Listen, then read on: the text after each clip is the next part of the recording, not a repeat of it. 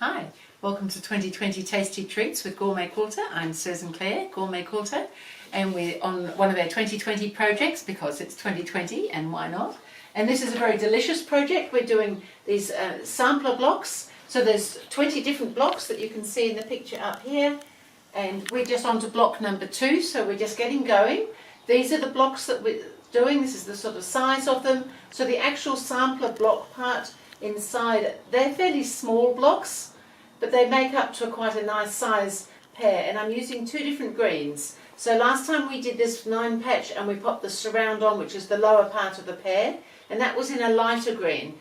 This time we're going to be doing a 4 patch and we're going to be putting on a slightly darker green surround. So we're going to alternate throughout the quilt. So half of them will be lighter and half will be darker, and I just think it gives it a little bit of movement rather than everything being exactly the same. If you look at a pear tree, they are not all identical.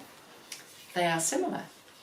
So we have a pattern, if you're interested, through GourmetQuilter.com. There's a pattern for the mini pear sampler that's a downloadable pattern available for purchase, and each day we're going to be doing a new block for 20 days. So this is day 2, and you get a downloadable pattern every day and the video each day showing you how to achieve it. So we're not making the tops of the pears at the moment, we're just making the blocks with the surround, like this one here. So this time we're just doing a fairly simple little block inside, we're just doing a 4 patch. And so I've got my pieces all cut here and I've got my surround ready to go on there as well. So in block 1 I showed you how to put the surround together with the corners. Other than that, we'll go ahead and we'll get this little 4 patch made. Again, nothing hard about this, just using a 1/4 inch seam allowance. I have a 1/4 inch foot on the machine, and we can chain piece these pieces through, so if you were making several little pieces you can feed them all through one after the other.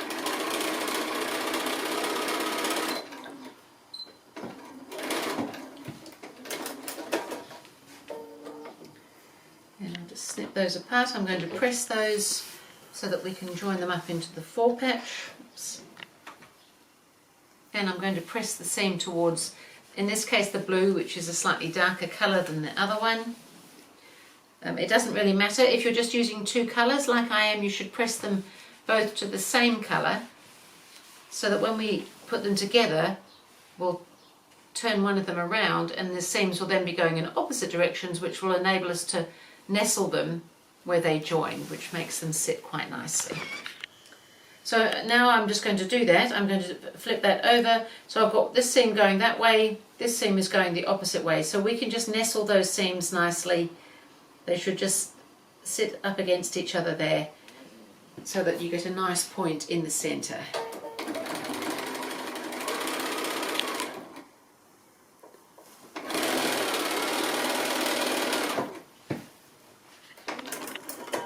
And we'll give it another quick press. And there's our little block done in the middle. It was pretty straightforward this time. So a nice little block, but we need to have that surround on it so that it gets that little pear-shaped feeling. So we just need to pop the sides on. So I'll go ahead and start putting those on.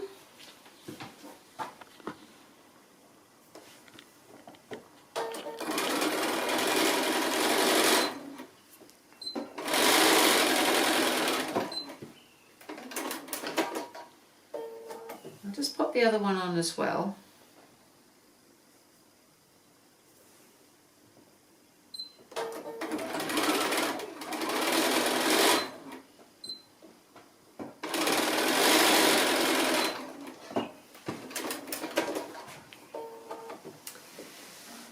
And now I'll just go through the pressing. So I'm just going to press them into the rectangle towards the outside edge of the block.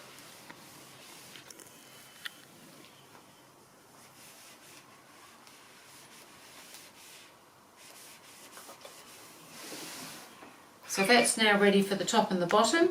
So I had already gone ahead and done this. I had popped a little square on with a diagonal line marked, stitched the line, trimmed the corners, which I did in block 1 so that you could see exactly how that's done.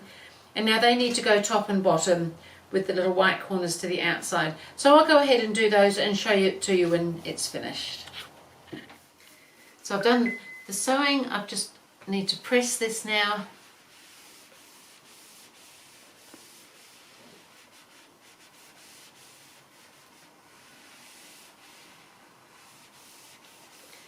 And we have our second block ready and waiting for the rest of its friends. So we'll pop that one up there. So that's block 1 and block 2. As I said, we'll be doing the pear part another time. But I think they're looking really cute already. They look possibly a little strange at the moment because with the seam allowance, that little sort of bit that seems to stick out will disappear when it's all sewn in and you get that nice little edge. So it's a little bit like a snowball block if you're familiar with blocks with the corners missing, but we're doing it on the rectangles around. So that was block number 2 of our mini pear sampler, and I will see you again with block number 3.